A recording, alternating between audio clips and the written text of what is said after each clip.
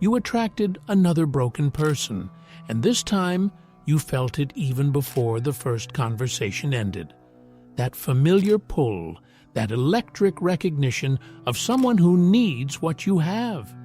The chemistry wasn't just attraction, it was your healer frequency locking onto their wound frequency like a magnet finding metal. You've been here before, maybe dozens of times, and you're starting to question if this pattern will ever break.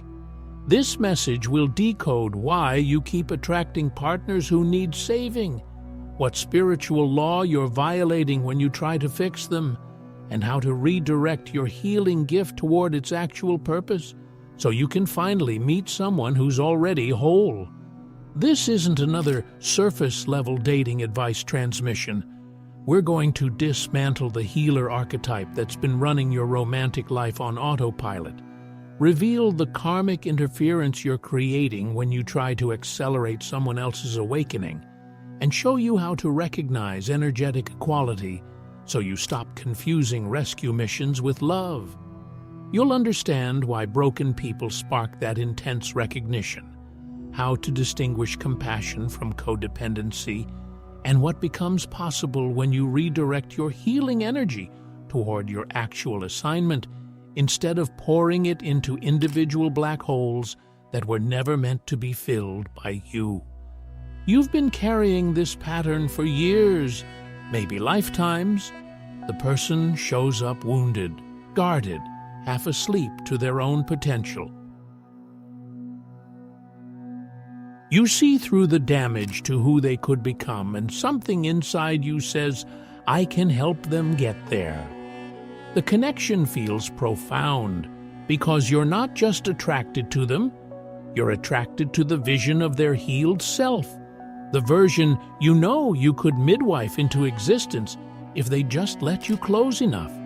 So you stay through the inconsistency, the emotional unavailability, the cycles of progress and regression. You translate their behavior, make excuses for their limitations, convince yourself that your love is the missing ingredient in their transformation recipe. Meanwhile, when someone healthy and emotionally available expresses interest, you feel nothing. The spark isn't there. They seem boring, too easy, lacking depth. What you're actually experiencing is the absence of that familiar wound recognition, the empty space where the rescue mission should be. Your nervous system has been conditioned to interpret intensity and struggle as signs of real connection, to mistake the adrenaline of trying to save someone for the electricity of genuine compatibility. You've learned to feel most alive when you're needed, most valuable when you're fixing, most connected when you're sacrificing your own stability to stabilize someone else. This pattern didn't start randomly. Chosen ones carry the healer archetype as part of their soul design, the ability to see potential, hold space for transformation, and transmit frequency that catalyzes growth in others.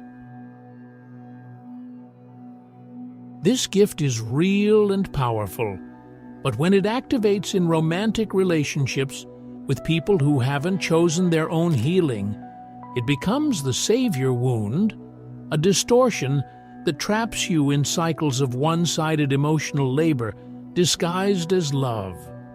You're not actually choosing broken partners because you have low self-worth, though that's what conventional psychology will tell you.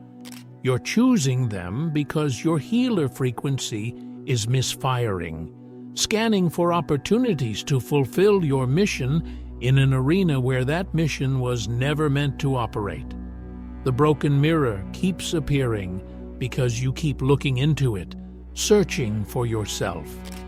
Every wounded partner reflects back an aspect of your own unhealed pieces, or shows you the parts of your gift you haven't fully owned. The man who can't commit mirrors your relationship with commitment to your own path. The woman who sabotages success reflects your fear of standing in your full power. The partner who won't do their emotional work shows you where you're still trying to earn love through service instead of receiving it through presence. These aren't random matches. They're precision assignments delivered by your own frequency to show you what still needs attention inside your system. But here's what most chosen ones miss. Recognizing the lesson doesn't mean you're supposed to stay and teach it. The reflection appearing is the message. Your job is to receive the information and redirect your energy, not to move into the mirror and try to heal it from the inside. When you attempt to fix the person instead of learning from the pattern, you're refusing the actual assignment and creating a new problem that's far more costly than the original wound. If these signals are hitting your spirit, it's not by accident. Stay with this until the end. What happens energetically when you try to heal someone who hasn't chosen their own transformation is precise and measurable. You're not just offering support or being a loving partner. You're attempting to override their karmic timeline, interfering with soul contracts you can't see and aren't authorized to alter. Every person incarnates with specific lessons, challenges, and awakening sequences built into their path. These aren't punishments. They're the exact curriculum their soul selected for maximum growth in this lifetime. When you step in trying to save them from their own process, you're essentially declaring that you know better than their higher self what they need and when they need it. The universe doesn't recognize your good intentions. It recognizes energetic law, and the law is clear. Forced transformation creates debt. When you push someone toward healing before they're internally ready, you're artificially accelerating a process that has its own organic timing. That acceleration creates an energetic imbalance that someone has to pay for. Usually, that someone is you. You absorb the resistance, the resentment, the shadow material they're not yet equipped to process. You become the container for their unmetabolized pain, and your system starts breaking down under the weight of wounds you were never designed to carry. This is why the relationship becomes exhausting. You're not just managing normal relationship challenges. You're literally carrying another person's karmic backlog while they continue generating new material faster than they're clearing the old. The emotional labor becomes infinite because you're trying to heal a wound that can only be healed by the person who carries it. No amount of your love, patience, or insight will close a gap that someone else needs to close from the inside. Your devotion becomes the obstacle to their growth because it allows them to avoid the exact discomfort that would catalyze their own awakening. And here's the part that will shift everything once you really see it. They resent you for helping. Not consciously, maybe not even visibly, but energetically. They resent the imbalance. Because on a soul level, they know they're not meeting you as an equal. They know they're in debt to your energy, dependent on your capacity, unable to reciprocate at the frequency you're transmitting. That resentment leaks out as criticism, withdrawal, sabotage, the very behaviors that make you try even harder to prove your love. You think you're being rejected for not doing enough. The truth is, you're being rejected for doing too much, for making them feel small by comparison, for holding up a mirror of their potential that they're not ready to look into. The helper becomes the villain in someone else's story, not because you did anything wrong, but because you inserted yourself into a narrative arc that wasn't written for your character. Their breakthrough was supposed to come through hitting bottom, through the natural consequences of their patterns, through the moment of crisis that forces a real choice. Your intervention delays that moment. You become the buffer between them and their wake-up call, the cushion that makes staying asleep just comfortable enough to continue. You're not helping them heal. You're helping them avoid the very pain that would crack them open to transformation. This is karmic interference, not as judgment, but as energetic fact. You've stepped into someone else's assignment, taken on their lesson as your own. And now both of you are stuck. They can't complete their cycle because you keep interrupting it, and you can't move forward on your path because you're energetically anchored to theirs. The relationship becomes a holding pattern, a loop where the same dynamics repeat with slight variations but no real evolution. You mistake the repetition for depth, the intensity for intimacy, the struggle for significance. What you're calling love is actually the healer archetype searching for validation in the wrong place. Listen carefully. Your healing gift is real, powerful, and needed in this world, but it was never meant to be the foundation of your romantic relationships. The drive to fix broken partners isn't about them. It's about you needing to prove your worth through service, to earn belonging through usefulness, to feel safe by being indispensable. You learned somewhere, probably early, that your value comes from what you can do for others, not from who you are. So you unconsciously seek out people who need fixing because being needed feels like being loved. But need and love are not the same frequency. Need is dependency, scarcity, fear of abandonment. Love is freedom, abundance, choice renewed daily, not from obligation, but from genuine desire. When someone needs you, they can't truly choose you, because choosing requires the option to walk away. If they'd fall apart without you, they're not staying because of who you are. They're staying because of what you provide. That's not partnership. That's life support, with sex and shared bills. The intensity you feel during rescue attempts is real, but you've misidentified its source. It's not soul recognition. It's your healer frequency locking onto a target and flooding your system with purpose chemicals. Your body interprets, "I can help this person," as "this person is important to my mission." And suddenly, you're hit with that electric feeling of fate and destiny. The problem is, your healer frequency can't distinguish between someone who's meant to be your partner and someone who's meant to be your lesson. It just identifies a wound and says, "Match found," regardless of whether that match serves your highest evolution or derails it completely. This is codependency masquerading as destiny. You've been taught to romanticize the struggle, to believe that true love is hard work, that if you have to fight for it, then it must be real. So when someone healthy shows up offering ease, reciprocity, and emotional availability, your system flags it as suspicious. Where's the struggle? Where's the intensity? Where's the proof that this matters? You've been conditioned to trust friction and doubt flow, to value complicated and dismiss simple, to choose people who make you work for breadcrumbs over people who offer you full meals freely. The healing gift you carry was meant for collective service, for conscious work with people who actively seek transformation and are willing to meet you in that co-creative space.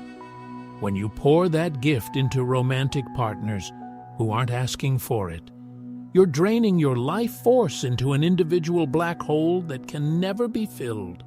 Their wounding is too deep, too specific, too entangled with their own soul's agenda for your energy to resolve it.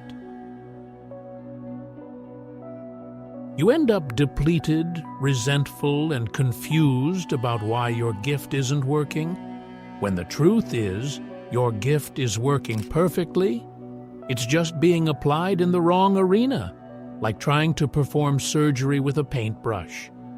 The universe is trying to redirect you. Every failed rescue mission is feedback. Every time the person doesn't transform, despite your devotion, you're being shown that this isn't your assignment. The pain isn't punishment, it's course correction.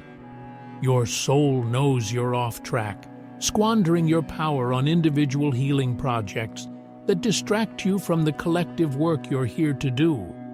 The romantic relationships keep failing because they're supposed to fail. They're not meant to succeed.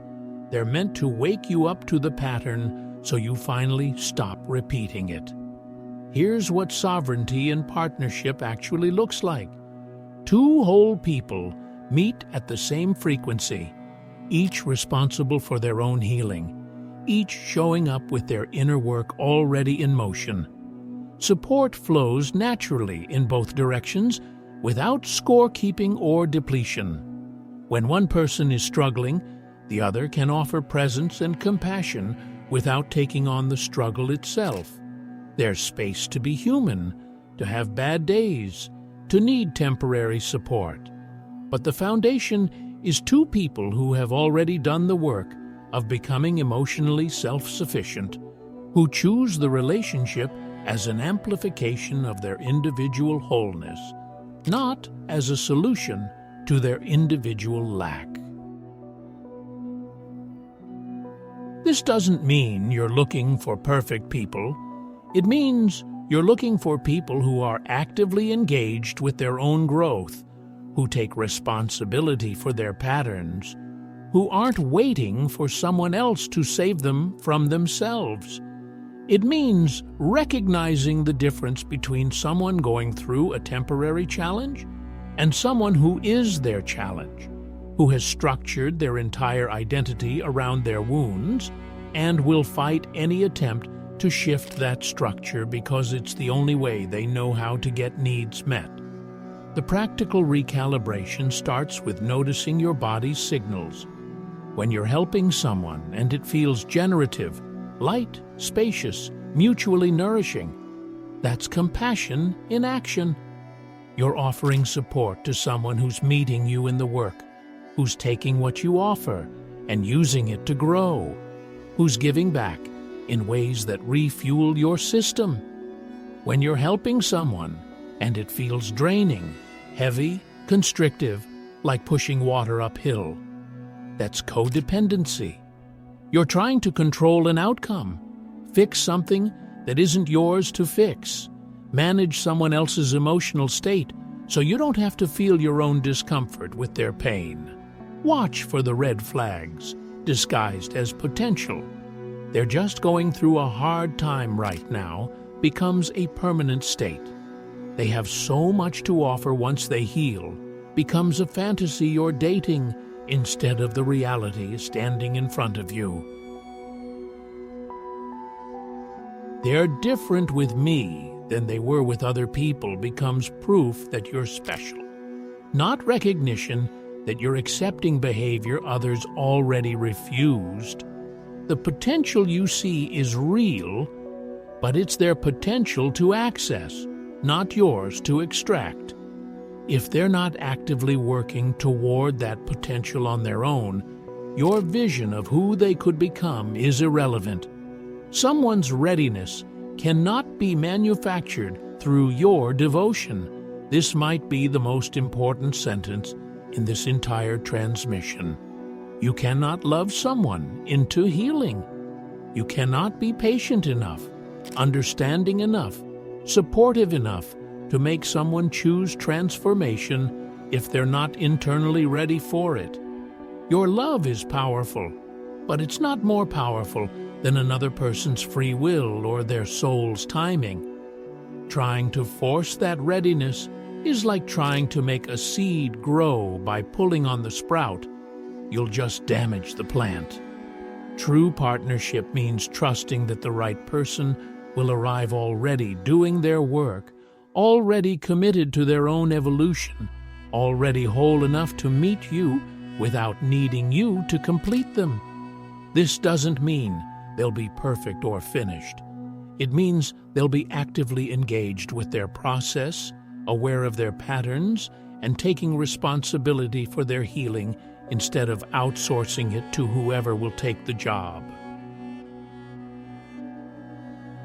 The difference between supporting someone's existing growth and trying to initiate their growth is the difference between sustainable relationship and slow destruction. When you stop trying to save people, you'll notice something shocking: how much energy you've been hemorrhaging into these rescue missions. The exhaustion you've been carrying will lift. The mental space you've been using to analyze, strategize, and manage someone else's emotions will clear. Suddenly, you'll have capacity you forgot you had: creative energy, professional focus, spiritual bandwidth. You'll realize you've been living at half power, rationing your life force to keep someone else afloat. That energy is meant for your actual work. The healing gift you carry is desperately needed in this world, but not in the private prison of codependent romantic relationships. There are people actively seeking the kind of transformation you can facilitate, people who will meet you in conscious container, who will value and reciprocate your gifts instead of taking them for granted. Your mission is real. Your purpose is needed, but you'll never step into it fully while you're stuck trying to heal people who don't want to be healed. Retiring the savior role in romance isn't about becoming cold or refusing to support your partner. It's about establishing healthy boundaries around your energy, recognizing that being supportive and being responsible for someone's healing are completely different things. It's about valuing yourself enough to require reciprocity, to insist on meeting someone at your frequency rather than constantly lowering your frequency to meet them. It's about honoring your gift by directing it toward its highest use instead of squandering it on individual projects that will never yield return. Here's what becomes available when you make this shift. You meet people who inspire you instead of drain you. The chemistry you feel isn't wound recognition. It's frequency alignment. You're attracted to their wholeness, their mission, their capacity to show up fully rather than their potential to maybe someday become available. The relationship feels easy not because it's shallow, but because both people are doing their own work and bringing the fruits of that work to share. Conflict happens, challenges arise, but they're navigated from a place of mutual respect and emotional maturity, instead of one person playing therapist while the other plays patient. You'll know you've found energetic equality when supporting your partner refuels you instead of depletes you, when their growth inspires your growth instead of triggering your inadequacy, when you can be fully yourself without managing their reactions or dimming your light to keep them comfortable. You'll know it when you realize you're not needed, you're chosen, and that choice is renewed consciously, daily, from freedom rather than fear. The sovereign partnership you're meant for will amplify both people's missions instead of becoming the mission itself. You'll have a partner who celebrates your work in the world instead of competing with it, who understands that your healing gift belongs to your calling and doesn't require proof through fixing them. The relationship becomes a home base you return to for rest and refueling, not a second job you clock into after your actual work is done. You'll finally understand what it means to be met, to have someone show up for you with the same quality of presence and care you've been offering others your whole life. This is the other side of retiring the savior. Not just what you stop doing, but what becomes possible when you stop. The energy you redirected will flow toward your authentic purpose, the mission you've been dancing around while telling yourself you'll get to it once this person is stable. Except they're never stable and you never get there because the rescue mission is designed to keep you distracted from the very calling that threatens to make you visible, powerful, unavoidable. Your healer frequency is a threat to systems that benefit from people staying small, wounded, and distracted. When you fully own that gift and direct it toward collective transformation, you become dangerous to the status quo. The universe will absolutely use romantic codependency to keep you contained if you let it, because a chosen one stuck trying to save one person can't disrupt the structures that keep millions asleep. Your dysfunctional relationships aren't just personal problems. They're strategic distractions from your larger assignment. So when you feel that familiar pull towards someone broken, recognize it for what it is. Your mission knocking, but knocking on the wrong door. Your healer frequency is activating because it's meant to activate, but not here, not with this person, not in this way. Thank the signal for showing up, then redirect it toward its proper target. Ask yourself, what am I avoiding in my actual work by focusing on this person's healing? What would I have to face about my purpose if I wasn't busy managing someone else's process? The answers will be uncomfortable. You'll realize you've been hiding behind these rescue missions, using them as evidence that you're fulfilling your calling when really you're avoiding it. Because stepping into your real work requires visibility, risk, the possibility of failing at something that actually matters. It's easier to fail at fixing someone else. You can always blame their resistance, their unwillingness, their lack of readiness. But failing at your own mission, that's on you. That's the fear that keeps you small, distracted, focused anywhere but the thing you're actually here to do. Choosing a whole partner means choosing yourself.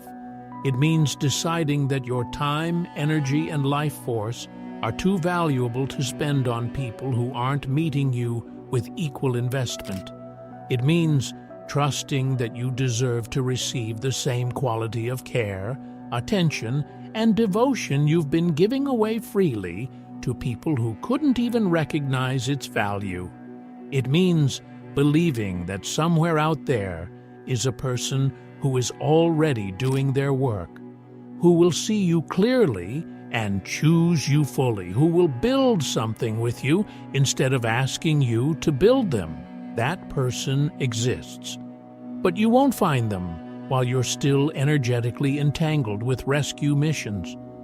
The frequency you're broadcasting when you're in savior mode doesn't match the frequency of sovereign partnership. You're sending out a signal that says, I need to be needed, and the universe keeps delivering people who need you.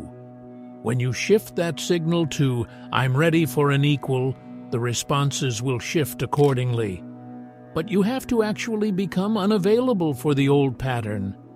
You have to be willing to feel the discomfort of attraction without intensity, to trust chemistry that builds slowly rather than exploding immediately, to value consistency over fireworks. This is the integration. You're no longer thrown by the pattern of attracting broken mirrors. You read the signal clearly and choose differently. You understand that your healing gift is real and necessary, but belongs in conscious service to those actively seeking transformation, not in romantic relationships with people who need fixing.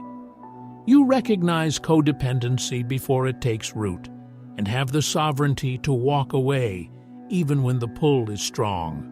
You trust that choosing yourself and your mission will magnetize the partner who's meant to walk beside you, not the one who needs you to carry them. The past makes sense now. Every failed rescue mission was training. Every exhausting relationship was contrast, showing you what you don't want. so you'd finally get clear on what you do want. You weren't wrong for trying to help.